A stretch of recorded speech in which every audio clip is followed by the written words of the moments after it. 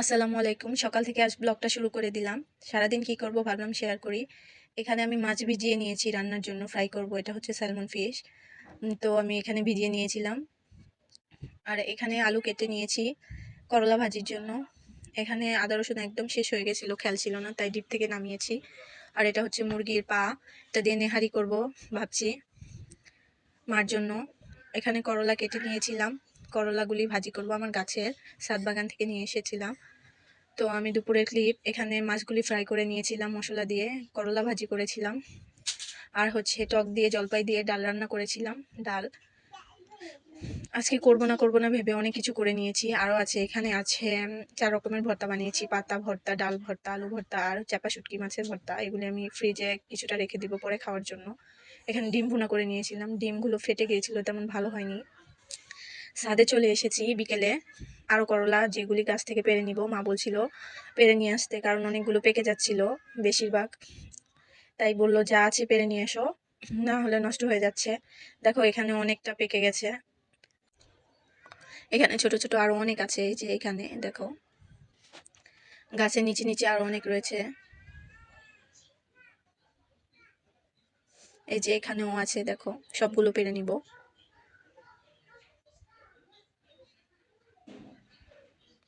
এক হাতে পারতে কষ্ট হচ্ছিল, তারপরও পেরে নিচ্ছিলাম, ভাবলাম আপনাদের সাথে শেয়ার করি। এই যে এখানেও আরো আছে। এই তো সবগুলো পেরে নিয়েছি, মাশাল্লাহ অনেকগুলো হয়েছে। এখানে পুঁই গাছে ফুল এসে গেছে, মাশাল্লাহ খুব সুন্দর লাগছিল দেখে। এখানেও কিছু আছে, তবে এখানে ফলগুলো একটু বেশি বাড়তি হয়ে গেছে।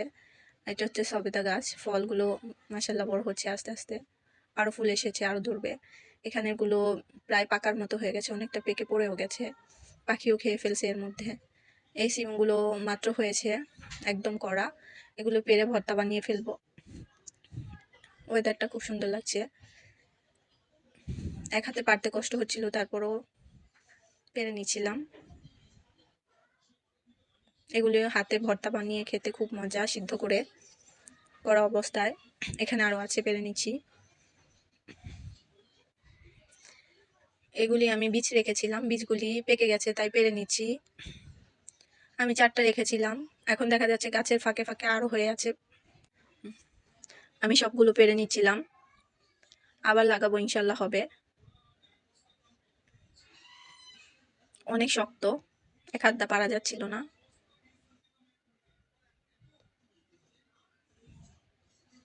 এই যে উপরেও হয়ে গিয়েছে, ওইগুলি পারতে পারিনি, তাই ওগুলি আর বাড়তি হয়ে গেছে। দেখো ওই যে ওখানে আছে 3-4টার মতো। এই যে এগুলি পেরে নিয়েছি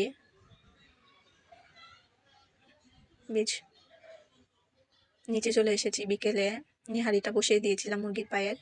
এই নেহারিটা অবশ্যই বাসায় বানিয়ে খেয়ে দেখবেন, গরুর মাংসের নেহারির মতোই হয়, খুব স্বাদ হয়। আমার ব্লগটা ভালো লাগলে অবশ্যই আমার চ্যানেলটাকে লাইক কমেন্ট করে দিবে, সাবস্ক্রাইব করে দিবে, পাশে থাকবে, যাতে আরো ব্লগ, এমন ছোট ছোট ব্লগ বানানোর উৎসাহ পাই তোমাদের কাছ থেকে। আমার এই রেসিপিটা অবশ্যই বাসায় চেষ্টা করবে। আর তোমরা যারা নতুন, অবশ্যই আমার চ্যানেলটাকে সাবস্ক্রাইব করে দিবে, পাশে থাকা বেল আইকনটি প্রেস করে দিবে। এবং রাত্রে আরও নিয়ে এসেছিল মুরগি ফ্রাই খাওয়ার জন্য, তাই ভাবলাম সময় আছে, এখানে আমি করে নিই। এগুলি কেটে ধুয়ে পরিষ্কার করে রাখলে পরবর্তীতে সহজ হয় কাজ করতে। 2টা মুরগি নিয়ে এসেছিল, তাই ভাবলাম সেট করে নিই। অবশ্যই আজকে এই পর্যন্তই, আবার চলে আসবো অন্য কোনো ব্লগ নিয়ে। আল্লাহ হাফিজ।